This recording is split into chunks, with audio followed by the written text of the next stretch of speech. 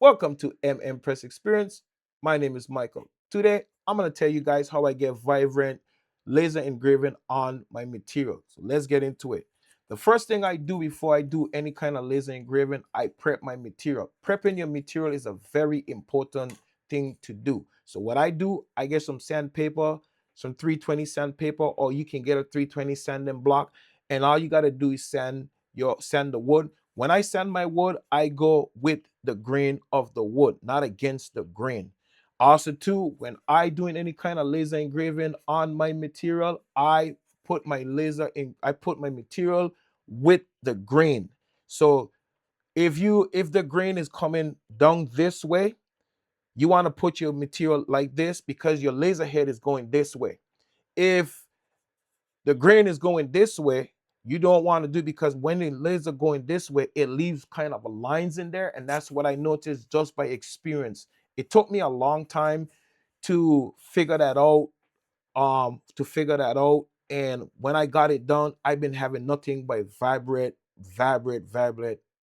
response. From time I do that, all my laser engraving come out really good. Prepping is the most important thing of doing anything. That's engraving in glass, engraving on metal, engraving on wood, engraving on acrylic, engraving on everything. You have to prep your material. Clean your material very thoroughly. Clean it very good because you want to get good, vibrant material. You don't want to give a customer something that looking like garbage or anything like that. You want to make sure you give your customer something looking really good like this. So that's my method of how I learn. Second thing I learned is getting good, vibrant pictures, quality pictures. Get your settings right. That's another thing that you gotta learn. Oh, that I learned is getting your settings dialed in, getting the material, having the right programs to make your artwork stand out for the best. So I'm gonna walk you guys through some steps that I do. I know a lot of people, they're gonna say, "Hey man, I don't want to go through all of that step," but these are the steps that I do to make my work come out really good.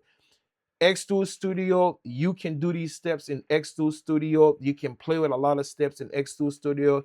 X2 Studio is a really awesome software. It have everything in there that you need to know. It can remove background. You can tweak in there photos to make your photos look good.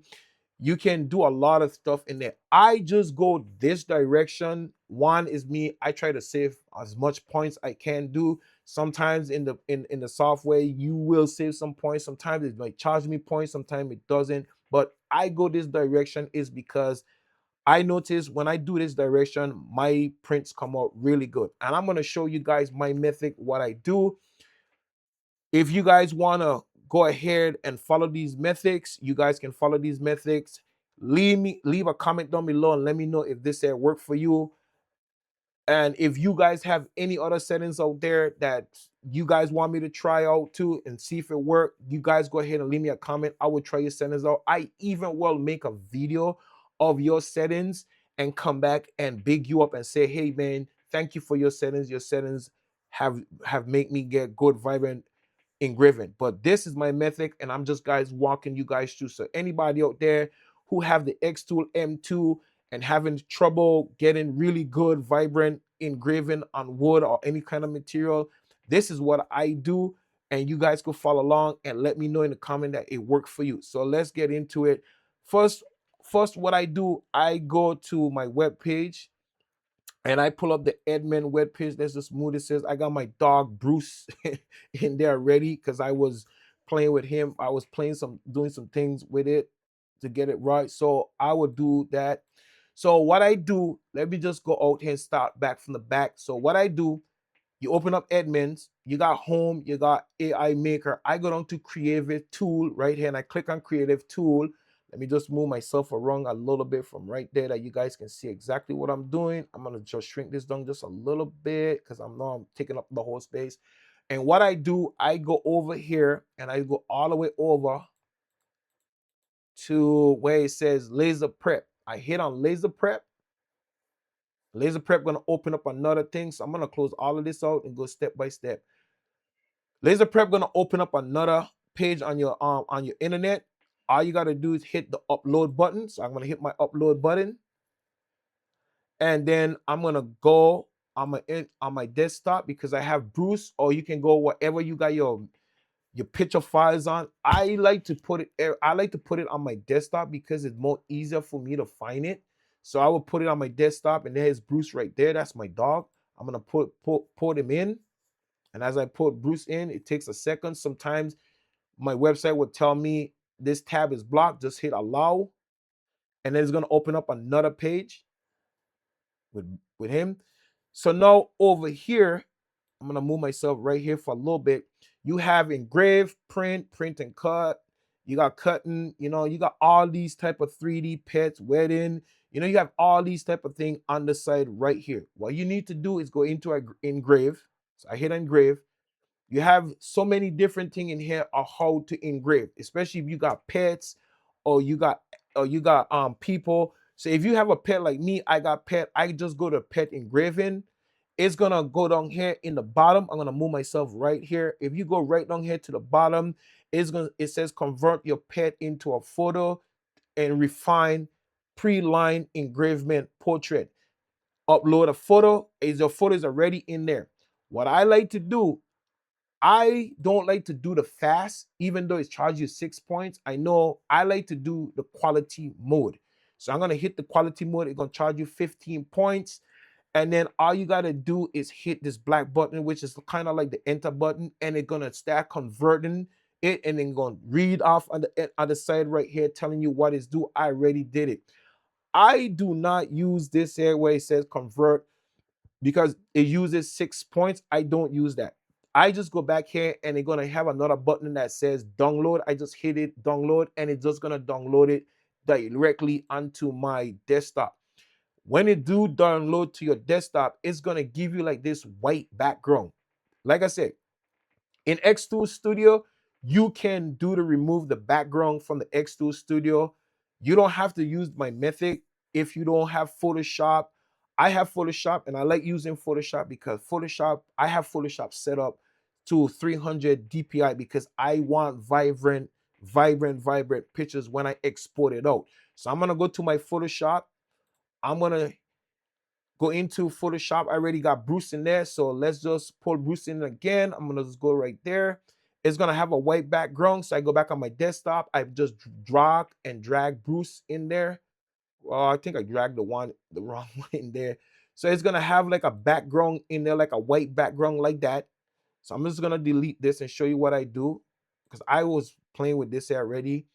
So it's gonna have a white background. All you gotta do is go over here, right in this corner, get your magic tool. You hit your magic tool, and I like to do duplicate layer just to have a second one, just in case I messed up. I hit duplicate layer, and after a while, I just hit my back button on your keyboard, and all I gotta do is take this one off, and boom, it took the background out. Like I said, X2 does this. You guys don't gotta do this method. This is my method how I get vibrant thing. After a while, I go over here to my file, I go down and I hit export with a quick PNG. I already done do that with Bruce. So let's mute this. And then after a while, I just go to my X2 Studio. I'm here working on a jig from business card. So let's open up another tab right here. I'm gonna open up another tab. And we're just gonna bring Bruce in. You go right here where it says import. So I hit my import. I look for Bruce. I plug Bruce in.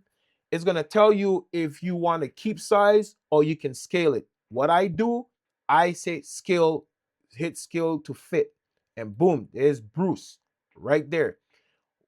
Next, what I like to do, you want to go over here and choose the material that you are gonna engrave on right now. So this wood is basswood, so I'm gonna look for basswood, and they have all type of different material on this site. So I go to basswood, I hit that and apply. With basswood, with X2, they already have their own setup to engrave. I tweak the settings. That's what I do. So you might want to go and tweak your settings. You might want to play with your settings. You might want to do some other things to get it right. So for my settings, what I do, I go and I got 80. I leave it at 80. For speed, I change that to 110 because I noticed that worked for me. I give it one pass for the pit bent mark pit map pit map mode. Sorry, I got an accent. I don't like to use Jarvis. I like to use Grayscale. I don't know why Grayscale worked for me. If you guys use Jarvis and Jarvis work, please leave me a comment down below and let me know that you guys had good result from that. I noticed with me, Grayscales give me a good vibrant. Those other settings I've never played with them, so I don't really use. I use Grayscale a lot because Grayscale just I don't know. Grayscale just works really good for me. And then afterward, for mini output power, I just leave it as 3. So in X-Tool Studio, if you want to go ahead and tweak your settings in there and don't have to do what I do, this is what you can do. You click on your picture, you go to edit.